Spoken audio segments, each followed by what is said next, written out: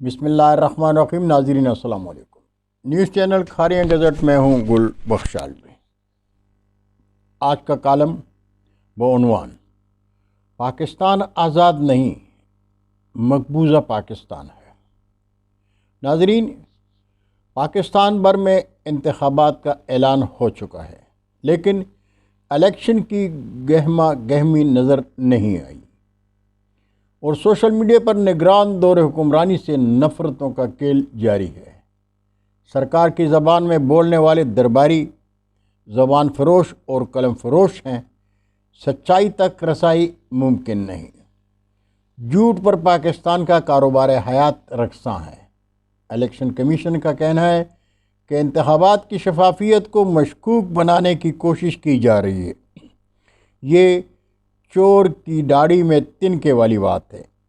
اگر election commission قوم سے مخلص ہے تو قوم کو صفائی دینے کی کیا ضرورت ہے؟ سچائی کے لیے قسمیں کھانے کی ضرورت نہیں ہوتی، وہ تو کردار اور عمل سے عیاں ہوتی ہے۔ جانتے ہیں الیکشن ہوں گے، لیکن یہ ہاتھی کے دانت ہوں گے، دکھانے کو دنیا کے لیے۔ تخت اسلام آباد پر جلا افروزی کے لیے شاہی پرندہ کس کے سر بیٹھے گا، باشعور عوام جان چکی ہے۔ اس لیے کہ آج تحریک انصاف پر آزادی کے دروازے بند ہیں۔ ٹی وی اسکرین چینل پر عمران خان کا نام لینا کلمہ کفر اور تصویر دکھانا قومی جرم ہے۔ ناظرین،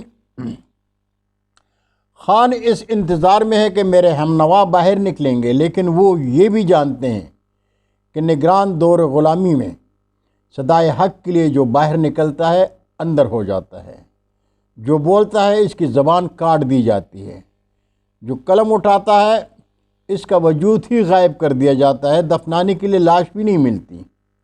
وہ یہ بھی جانتے ہیں کہ اگر نعرہ پاکستان لگانے والا خود گھر سے نہ ملے تو اس کی ماں، بہن، بیٹی، بھائی، بوڑھا باپ یا نابالغ بچے کو اٹھا لے جاتے ہیں۔ لیکن اس ظلم و جبر کے باوجود خان کا پرچم حق لہرا رہا ہے۔ خان وہیں کھڑا ہے جہاں جیل جانے سے پہلے کھڑا تھا۔ پاکستان کے پرستار جانتے ہیں، انہیں احساس ہے کہ خان کو سلیکشن سے پہلے نہ تو رہائی ملے گی اور نہ ہی الیکشن لڑنے دیا جائے گا۔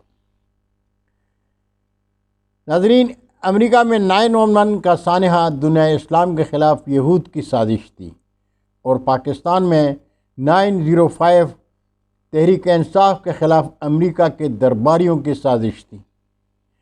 9/05 کے بعد تحریک انصاف کے خلاف بدترین ریاستی کریک ڈاؤن، ظلم و جبر کی ایک الگ داستان ہے۔ جو خان کے ساتھ کھڑا ہے وہ قومی غدار ہے، لیکن اگر وہ پریس کانفرنس کے لیے بیٹھ جائے تو زمزم نہا لیتا ہے۔ تحریک انصاف کے لیے آزاد پاکستان آج مقبوضہ پاکستان ہے۔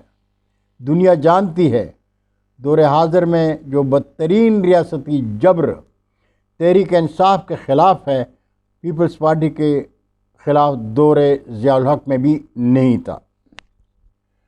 آج ہر پاکستانی کا دل پاکستان کی عظمت اور وقار کے لیے بول رہا ہے، لیکن زبان خاموش ہے، اس لیے کہ ہر محب وطن پاکستانی کو اپنا خاندانی وقار، بہن بیٹیوں کی عزت عزیز ہے۔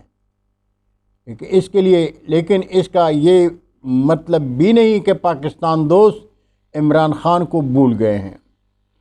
بلاول زرداری نے تو اپنے نانا کی سوچ کو میاں شریف کے پہلو میں دفنا دیا ہے، لیکن عمران خان ابھی زندہ ہے۔ قوم عمران خان کی سوچ اور کردار کو حقائق کے آئینے میں دیکھ رہی ہے، اور اس حقیقت سے کوئی انکار نہیں کر سکتا کہ الیکشن میں عمران خان کا ووٹ بولے گا۔